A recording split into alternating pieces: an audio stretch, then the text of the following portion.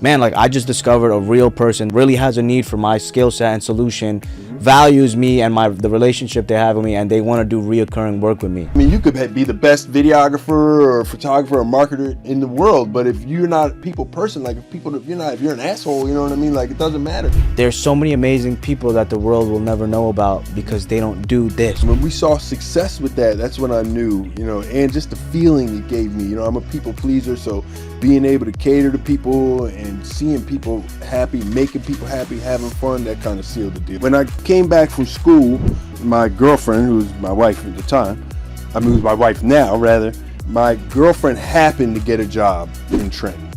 We didn't plan this at all. Like, my thing wasn't, I gotta get back to Trenton, you know what I mean? But then I came across that reoccurring client where they hired us on multiple occasions, month after month after month.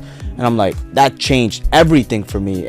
What sealed the deal was word of mouth that you were good people, you know what I mean? And that you were cool to deal with, you know what I mean? And that you were, able to deal with. I don't know too many. I do know some, I don't want to call them atheist entrepreneurs. I do know like some people who aren't people of faith, or their faith might not be in the Lord. Like, definitely I've seen it like prominent in the music industry. There's always that collaborative effort. Like, one man can't wear all the hats in business. I've seen it even for ourselves, right? Welcome to the Isaiah Edward podcast, where I discuss business, marketing, and entrepreneurship, as well as origin stories with various guests of interest. Today I have a very special guest, DJ Patrice McBride, father, man of faith, and one of the hardest workers I know. Patrice, welcome to the show. Thank you, brother. It's good to be here.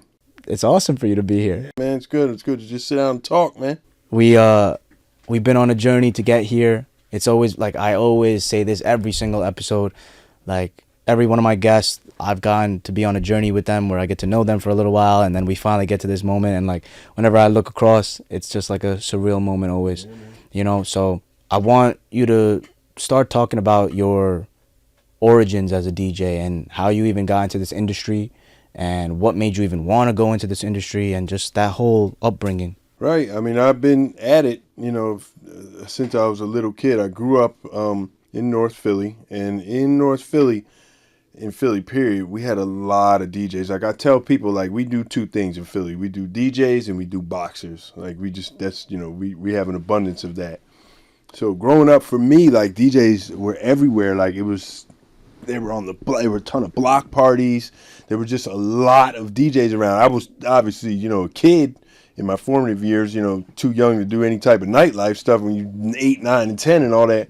But there were a lot of DJs around, just block parties, and in the neighborhood, people were throwing house parties, and DJing was just like almost like playing piano to people. Like, it was like a normal thing. I come from a giant family. My father has 11 brothers and sisters. There are 12 of them. So I have 6 uncles. The 2 youngest ones were DJs. And when they left, one of them went to my same high school in Philly, Germantown High. When they left and went away to school, one went to Syracuse, the other one went to North Carolina A&T. They left most of their DJ equipment, and me and my cousins at the time, it was 2 cousins and my brother, all shared the same room, and that room had all those records and some ragtag DJ gear in it. So we played with it, and I just kept doing that, for years. Around middle school, I moved to upstate New York for a couple years of grade school, where I met one of my closest friends. His name is DJ Control, Steve and Monica. And at that time, we kind of didn't discover DJing together, but we discovered that we were going to pursue it as a profession kind of together during that time, because all we did was DJ stuff. All we did was dissect music, chase down music, try and find music to buy. In upstate New York, it wasn't like in New York, you know what I mean, or like even like Philly, it was a little bit more scarce.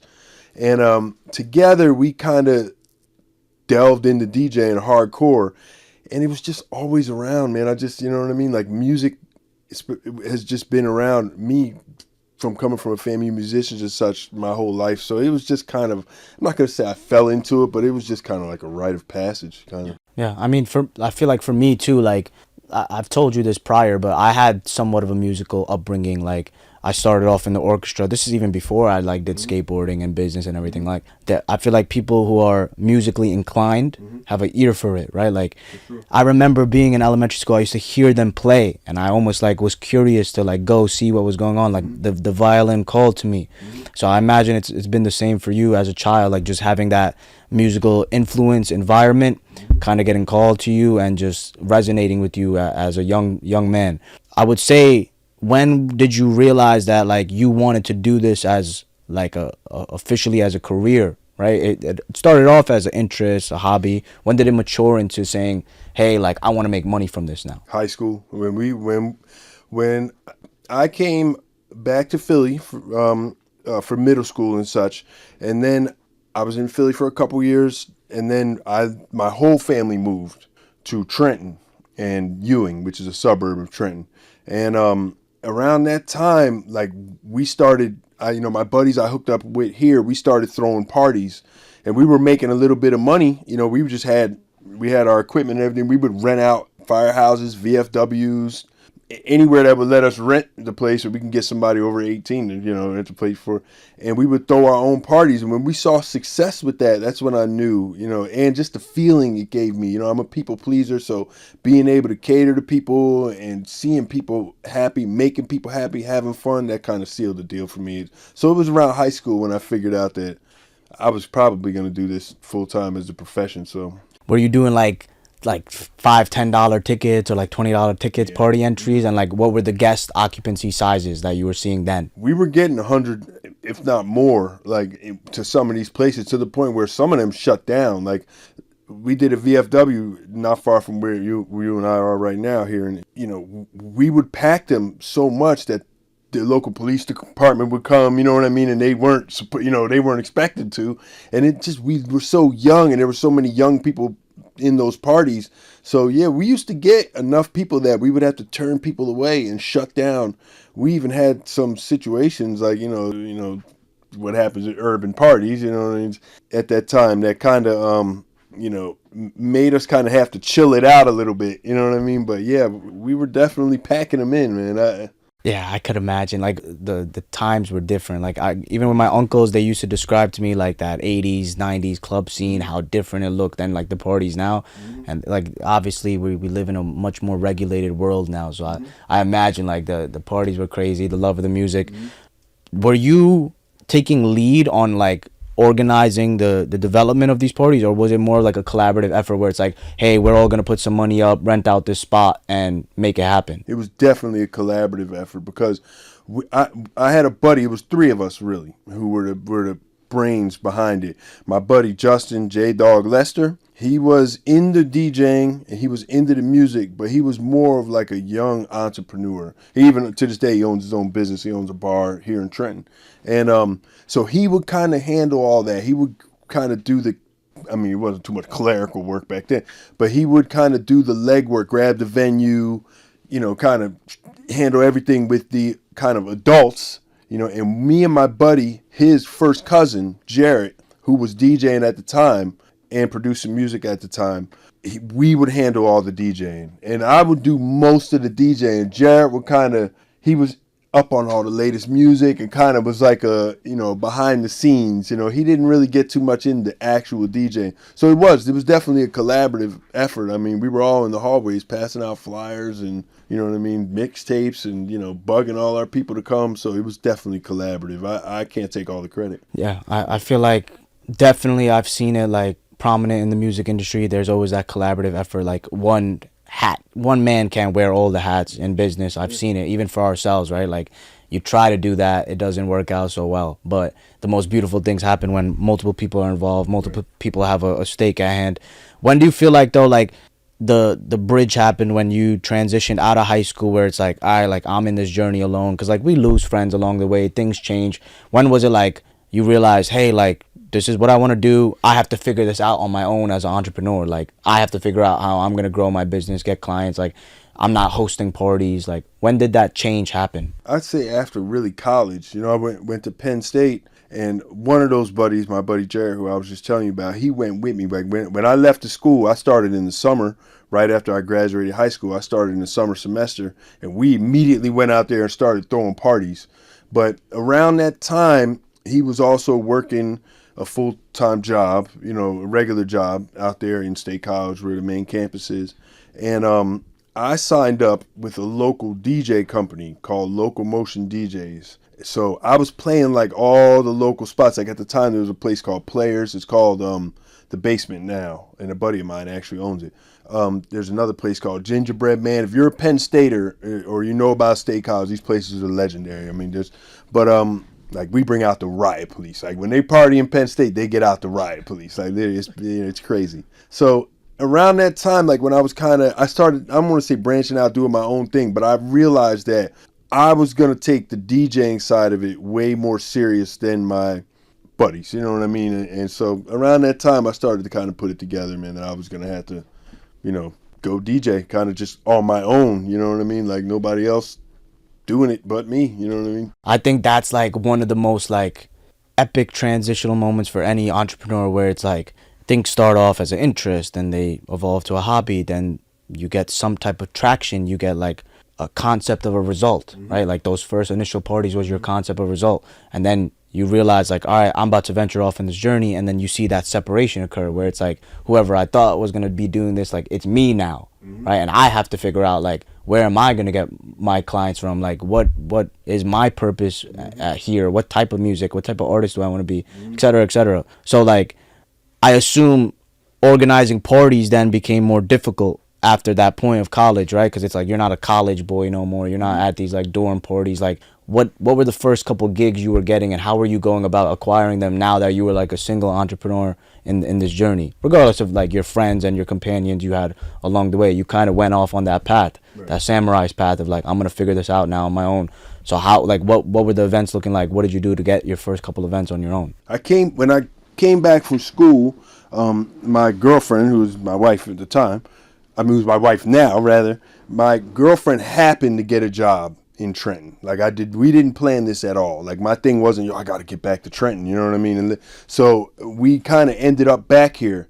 At that time, I was moonlighting DJing, but I was working a full-time gig. I was working in pharmaceutical publishing down in Yardley, not far, right across the bridge in PA. And I did that for 6 years, both. Like I was just a machine. Like I just never saw. I was working full-time, and I was just constantly DJing. And how I kind of got back into DJing, not back into it, but how I kind of went from State College to Philly was, of course, my network, like, just knowing people, from Penn Staters to just party people I had known before I went out to Penn State. The DJ community is tight, you know what I mean? And so once I got back here, it was up until about 2006 that I was working, and then I had to make a decision. Like was I going to bet on myself, you know what I mean, and just pursue my love and my true kind of calling, which was playing music for people and such, or was I going to concede, and kind of just go into the 9-to-5 thing and just do that, you know what I mean, and just go balls out on that. And that decision was kind of a no-brainer. It's just like any entrepreneur, it's a risk, you know what I mean. I left a lot on the table, from an okay salary to benefits, everything like that, and just jumped off the ledge. I had things in the works already, you know what I mean, like gigs and stuff. It wasn't like I was starting from scratch, but yeah, it was when I got back from college and I got back into the real workforce, and I started to figure that out, and that's when I kind of had to pivot and make the decision to full time to be an entrepreneur and pursue my, I don't want to call it a dream, but my calling, you know what I mean? So that, like you just said it, right? Like I think that's what makes you extraordinary and anybody else extraordinary, that shift. Like a little while ago, I stopped working. I was in the medical field. I stopped, right? And like that sacrifice, that there's things you can mitigate that risk, like you said, right? Like you had those couple gigs lined up. You already got a couple wins. You had a girl. You had some type of support system, right? Like, but yeah, you took that leap of faith, right, and now look where you are. Like you dedicated your life to the industry. That's why you've made so many connects. Like you've done so many gigs. You have that confidence to like go head on. The thing that I like that you brought up prior was networking. I feel like that is super powerful. Like it's kind of cliche almost too, right? Like people say go network, but there's an action that's also on top of that. It's not just like introduction of self and putting yourself in certain environments. It's also like risking particular exchanges of conversation and proposing particular lines of business, right? Like, what good is it if I go to a park, I meet all these people, or I go to an event and that's it. But it's different if I go to that event, I talk to them, I tell them who I am, I analyze and dissect their problems, I propose my solution, right? So like in your industry, I feel like that's especially crucial. But I think for like any entrepreneur, like networking has probably been like your core way of getting clients since the dawn of time, right? Yes, absolutely. Relationships are pivotal in this business. In most businesses, like personal relationships, you could spin so many things off that. You know what I mean? It's hard, I don't want to say people have to like you as a person to book you as a DJ, but it does help. You know what I mean? If you're a personable person, but you definitely have to network. You know what I mean? In the DJ world and in the music business period, a lot of it is who you know. I mean, a lot of it is who you know. And it really just, I say, perseverance will get you there. Talent will keep you there. You know what I mean? Like, and that's where that networking comes in. Like, you got to be able to talk to people. Like, it's not enough to, for them to see I'm some dope DJ. Like, if I can't talk to you, you know what I mean? If you and I can't, talk out problems, you know what I mean? Or you can't tell me what you're looking for in me as a DJ, and I'm not receptive to things, or I don't take requests and all this stuff. That's, you know what I mean? That's not good. So yeah, networking is pivotal, man. Like, you know what I mean? It's, What was the year you had like your big boom, right? Like, because like, it's like, I love these progressive journeys, because it's like every entrepreneur eventually like has that bigger win because they stayed at it for long enough. They had their bigger year, right? Something changed, their actions changed, or like the compound of all their incremental actions led up to that bigger discovery. So like, when did you feel like, damn, like it worked out, this just paid off, like everything I was doing, I just got it, I figured it out? Like, what was that moment, that discovery moment? I think around the 2012, 2014, when I was a resident in Vegas at Bond at the Cosmopolitan in Vegas. So I was going out there quarterly. For years I did it. And I just remember making those trips out to Vegas just thinking, man, there are guys, you know what I mean, like, who are huge, like guys who are household names, like these Calvin Harris and, these David Guettas and stuff like that, and they're making the trips out here to Vegas, but so am I, you know what I mean? And it really kind of, it made me count my blessings, because not only do you have to do everything right, some stars have to kind of align too, you know what I mean, for everything to go right in the way you want it. So around 2012 to 2014 is when I felt like really content, like, all right, man, like, you know what I mean, I've settled in to my DJ career. This is working out, you know what I mean? So I'm just, I'm going to lay into it even more and just keep pushing. I mean, so yeah, around 2012, 13, 14, around that time was like, those are good times. I'm not saying that these aren't, but those were good times. What do you feel like was your biggest year as a DJ, like money wise, like multiple six figures? Like, what do you feel like you did? 15, probably 2015 was probably. Do you feel like that was like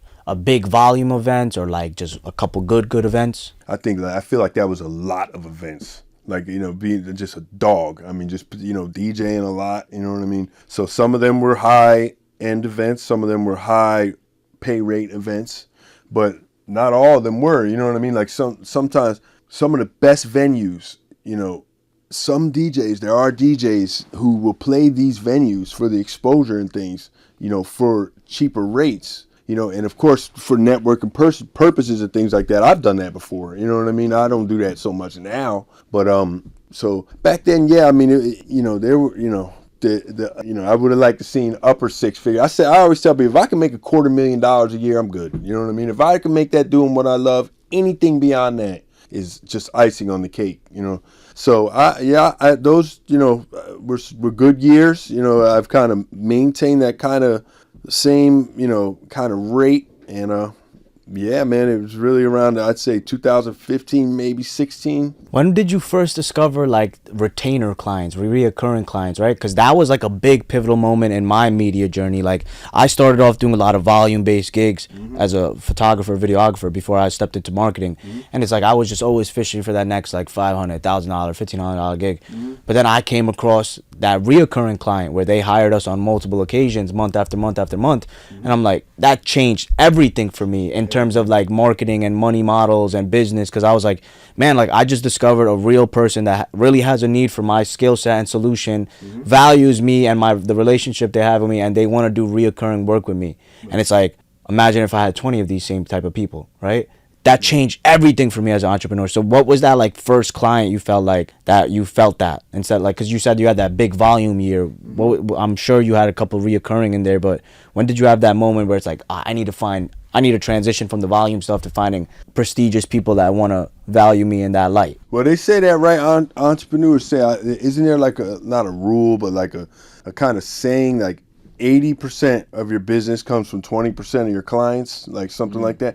So in that regard, I don't think it was one client. I think it was different clients. Like I had a client one time, this woman from Bal Kimwood, she wanted me to DJ her daughter's wedding, and they paid me like something like four G's, and it was like an hour. You know what I mean? So the rate, you know what I mean, it's an hour work, you know, for 4 G's. Of course, there's some setup and some breakdown, but if you look at the hourly rate, you know, that's a really good rate. So some of those high-end corporate clients, you know, are always preferable. You know, they might not be the funnest to play as far as like, you know, musical. You know, you might not get to, you know, dig in and play all the cool shit, but you know, those high-end like corporate clients, you know, are, you know, you want to retain them. You know what I mean? I don't know about you, but for me, like most clients that I've ever worked with, I've retained. You know, I've multiple and repeat clients. You know, so I would say those high-end kind of private and corporate clients. You know, the club stuff is good and all that. It's awesome. You know what I mean? But the private sector, the clubs are private sector, but the private clients, you know, those they pay. So, you know, so it's, you know. Yeah, I mean, like us, we've definitely like learned how to retain certain clients. In my industry, it's a little bit different, right? Like photography, videography, I would like kind of lump that into like the DJ event service-based type of field, where it's like I could get reoccurring work, but my results are just momentarily on that particular day or that weekend or whatever series of projects. Right. Whereas like marketing is a little bit more complicated. We're doing like a list of like various things, and we have to deliver a different type of bigger result. Sure. Right? So it's like we have to maintain that standard over and over and over again, and only then can we maintain such a relationship. It's like almost evident and dependent on that result. Sure. Instead of that one time, like photography, we should just make people happy, and like it's like an emotional thing, like, oh, you had a good time, you liked your photos, great, have a good day, like I'll see you next month maybe if you have the same party. You know, but this is a little bit different.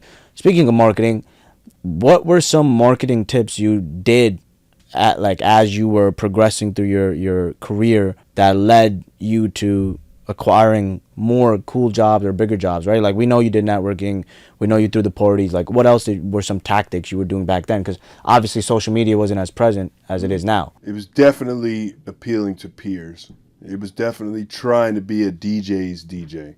Like, I don't want to say DJs are gatekeepers in nightlife, but they do have a lot of power. You know what I mean? I've booked tons of DJs. You know what I mean? So if I work for a venue, let's say for like a venue, one of the bigger clubs I was at for a long time, I missed it. It was awesome club called Whisper Club in Rittenhouse in Philly. And I used to book a lot of DJs there. I was like one of the main residents, but also they would look to me to book DJs. And I knew that, you know, it was good. Some people would even return, not I don't want to say quid pro quo, like return the favor, but other DJs would book me and bring me to their venues. You know what I mean? It's not like a gig swap, but it is kind of like, you know, one hand washes the other type of thing. So always kind of, and I'm still like that to this day. Like if the DJs are with it, like if my peers respect it, I know everybody else will catch on. You know what I mean? Like we kind of set the trend a little bit, DJs, as far as in the urban music world. We kind of set the trend. So it was definitely, I aimed to impress and appeal to, and not cater to, but, you know, I aimed for approval from my colleagues and the people who I respected. Because I knew other things would spin off that, you know, once I kind of had that. You know what I mean? Like, so in marketing terms nowadays it's called social proof, right? Online social proof. I gotta have social proof before I do anything. I guess back in the day, that's like just being an awesome person in person is the proof that you need and reputation you need, and that is marketing alone, I would say, right? I feel like that does apply today too. Like I feel like a lot of the opportunities I got in my life is just by being a good, awesome person that's amazing at what they do, has good intention, good morals, good principles. proof of results and just like maintains good relationships. And like you said, there's that trickle domino effect of just having that in-person proof, right? Where it's like there's something about your energy, like it's contagious. Like I want to work with you. I want to know what you do. Like I forgot where I heard this quote, but it's like, don't sell your services, sell yourself, and people are bound to be interested in what you do naturally, right? Like if you like, if I just met you and we're hanging out and you kind of just like who I am, I don't even have to tell you what I do yet, and you're gonna just have that curiosity to be like, damn, like what do you do? And then it's like, oh wow, like you do that, like I have this, and now you bridge like the gaps between relationships. Yeah, yeah. So that's interesting. You nailed it, man. I mean, just even working with Exchange Media, like I saw you guys work, you know what I mean? I saw what you did with Shane, you know what I mean? Like I see the videos, like I see the quality of your work.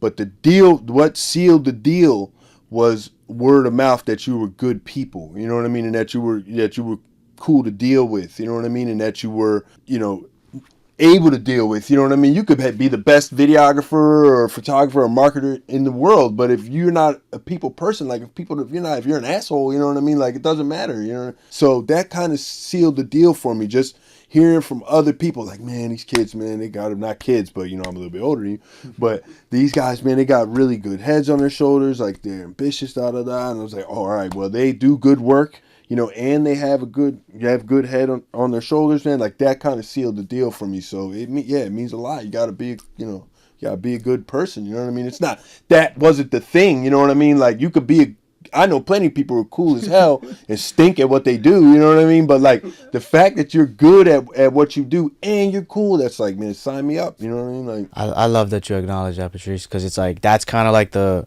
doctrine and like the foundation that me and my team kind of agree upon and are developing, right? Where it's like, let us be the people that we want to work with as well, the people that are like hungry, ambitious, talented, skillful, but at the end of the day are just really good people, have good intentions, have good morals and principles, right? Like, so speaking about that, like I bring up faith all the time with all my guests. Let's transition to that. Like that's another one of our founding doctrines. That's actually how like Jacob and I met, and something that we like got off on, but our faith, right? Like that's very central to why we are doing what we're doing. We really have a purpose and calling to want to help people, whether they believe it or not, whether they see it or not. Like we want to help change people's lives with our skill set and our beliefs. Like how has that played a role in your career and dealing with difficult people or amazing people and just like serving them and like taking that eagle's eye view back to like look at what's happening, like where it's just not like a skill that's just repeatable, like you're actually looking at the effect of your work, of your creations. Like how have you seen your faith in play and all that, and what is your faith look like actually? yeah, I mean, faith has a lot to do with me and my career, my family. I mean, I grew up in the church. I grew up in the Baptist church, the Lutheran church. My grandfather's church is still in Brooklyn. My grandfather was a pastor. My grandmother, my great grandfather was a rabbi. Because my grandmother is Jewish. So I grew up in that whole thing. More than faith, like in the black church, music was so prevalent. Like, I mean, it was just absolutely like the churches we went to were as big as this room right here. You know what I mean? They were very small. And just the best choirs, the best, organ players and the best keyboard players. And just so the music was so powerful. You know what I mean? So, of course, my faith, but also with a lot of musicians too, singers and here in America and such, we got our kind of start in our inspiration. We pulled it from the church. As far as faith goes, everything, I may not be in church, like I used to be or anything like that. We went to church. It's Wednesday, Sunday we were in church all day. In Sunday school, then we had regular mass, then we had like Bible study after that. So we, growing up poor, the church did a lot for us, from summer lunches to all types of programs, sports programs. Like we relied on the church. So there's that part. But as far as my faith, like I was saying, like I don't go to church like I used to, but I believe that God lives in your heart, and the main thing is the golden rule: do unto others as you would have done unto you. Like I live by those rules. I will always live by those rules. I'm going to be cool to everybody, treat everybody with the utmost respect unless you give me a reason not to. And just walk like a man of God, not just talk about it, you know what I mean, but spread love, spread joy, you know what I mean? And just like you said, you're not in this, you know what I mean, just to get rich. I mean, that's going to be cool, you know what I mean? But you want to help people, you know what I mean? And that's very godly, you know what I mean? Like that's very, that's kind of projecting your faith, you know what I mean? Like you want to see other people do good, you know what I mean? And that's a very, godly and a very faithful way to be, so. Faith plays a part in, in my world, a big part of my world, because, I couldn't have jumped off the bridge if I didn't have faith. So things that you said that caught my eye. I actually was watching a video the other day. Like, I think it was talking about like some of the most biggest like musicians and artists and like celebrities and even like actors. Mm-hmm. And a lot of them actually have a background of faith. Mm-hmm. It's very interesting to me. And then like, it's also interesting how they get into bad things, but also some of the greatest entrepreneurs, scientists, like I study science, that actually like reaffirmed my faith. And like the reason why I love talking about this topic is because we're pursuing something that's so out of the ordinary. We're exceptional human beings as entrepreneurs because we're pursuing the exception. We are the exception. We're the minority. The majority thinks a certain way and feels a certain way when the minority are going off the path of not doing things in a traditional light. There isn't a clear road always set aside for us, right? It can be very gray. It's very like self-reflecting and figuring things out on your own. So do you feel like to become great as an entrepreneur, you kind of have to have that realization of God in your heart and like rely on it almost to an extent? Because I'm sure there was a part of your adulthood where you're like, you were afraid possibly or doubted this path and were just like, is it going to work out? Like, am I going to figure this out? Like, am I in this all alone? Right. Like, right. So how do you feel like, as entrepreneurs, that's not like a thing that we should have, or how does that, I mean, how do you think? I don't know too many. I do know some, I don't want to call them atheist entrepreneurs. I do know like some people who are, who aren't people of faith, or their faith might not be in the Lord, you know what I mean? So I believe it does. The majority of entrepreneurs, if I had to guess, and the ones I've come across, to take that leap of faith, you got to have some faith in the higher power, whether it's, you know what I mean? Whether it's, it can't be a luck thing, like maybe I'll get lucky. Like you weren't thinking like that. You know what I mean? You were thinking like, yo, God's got me. You know what I mean? I believe in my own abilities. You know what I mean? And I have faith. You know what I mean? But that's what really pushed you over the edge, and I'm assuming, you know what I mean, and your belief in your talents and stuff like that. But yeah, I mean, I don't see how anybody takes the leap, man, without some type of faith, because it is, I mean, more people are gonna way more people fail at this than pull it off. So yeah, man, I feel like the majority of us entrepreneurs have faith, whatever God you worship, whoever you pray to, however you meditate, whatever you do, I believe that you have to have some sort of faith to be an entrepreneur or to be in the music industry, period, because Lord help us, it's a lot. You know what I mean? Like it's a lot. Yeah. There's no fallback. There's no infrastructure and procedure set up for you. There's no system. Protections. There's none of that. There's none of that. There's none of that. You and the light. For sure, man. Yeah, that's it. Yeah, yep, that's it. That's it. And you have to just keep going on and on and on. Yep.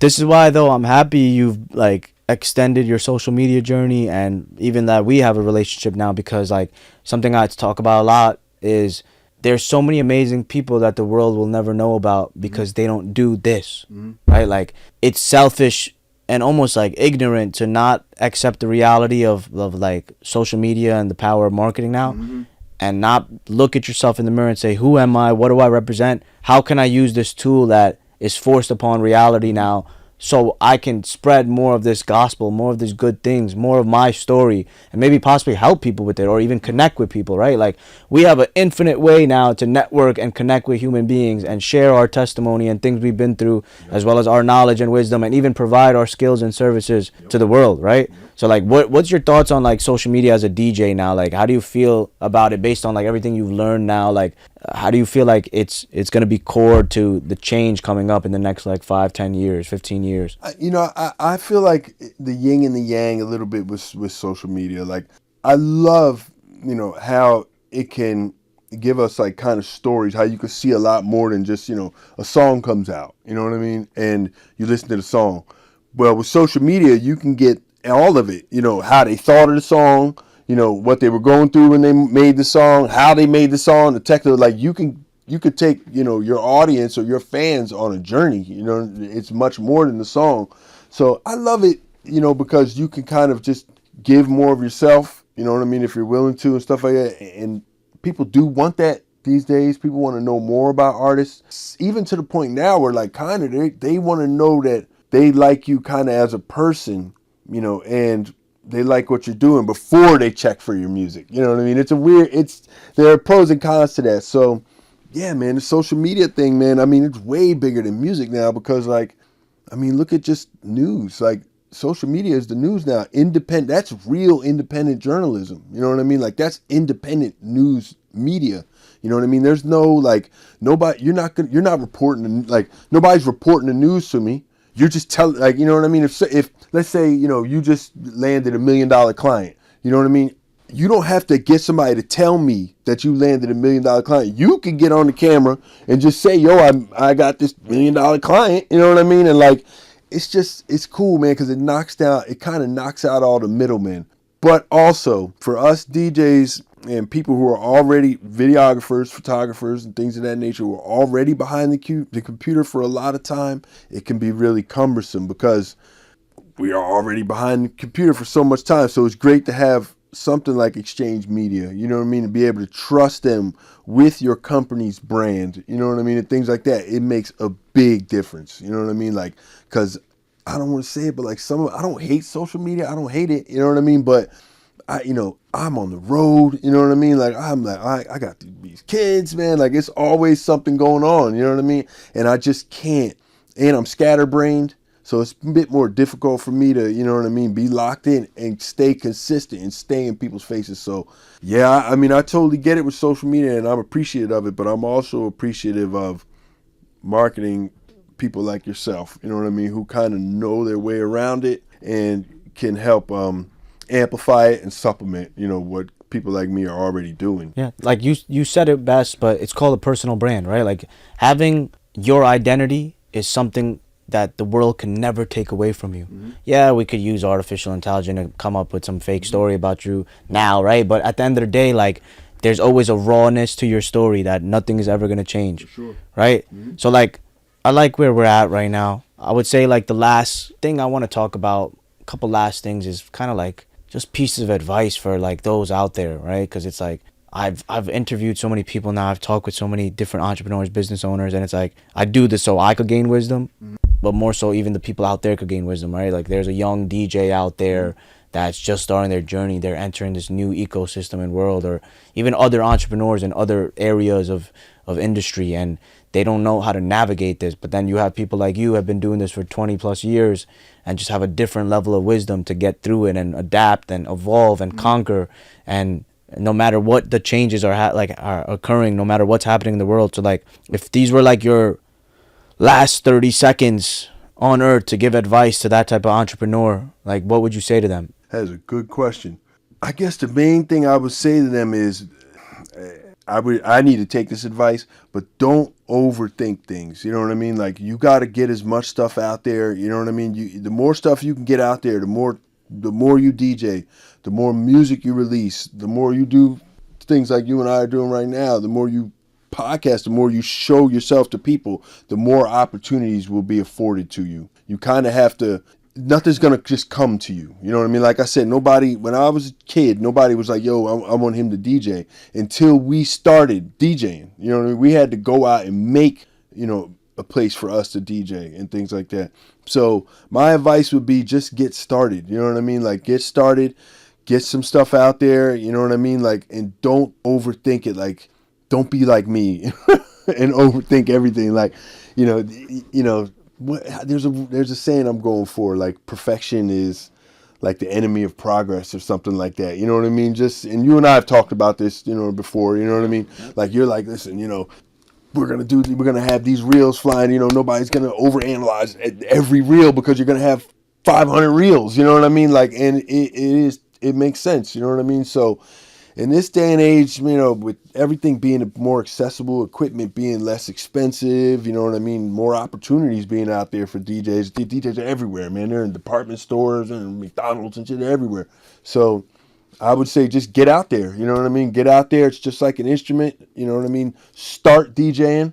You know, stay humble. You know what I mean? Start in the bedroom and understand that there are people who have, like me, who have been in this industry for a long time, you know, who are still looking for opportunities and stuff like that. So it's not going to happen overnight, but it's not going to happen if you don't start either. So I would say just get started, get yourself out there DJing, put out mixes, learn how to, you know, remix, learn how to make mashups and things like that, and more opportunities will be afforded to you. If you could, the more stuff you put out there, the more opportunities will be afforded to you.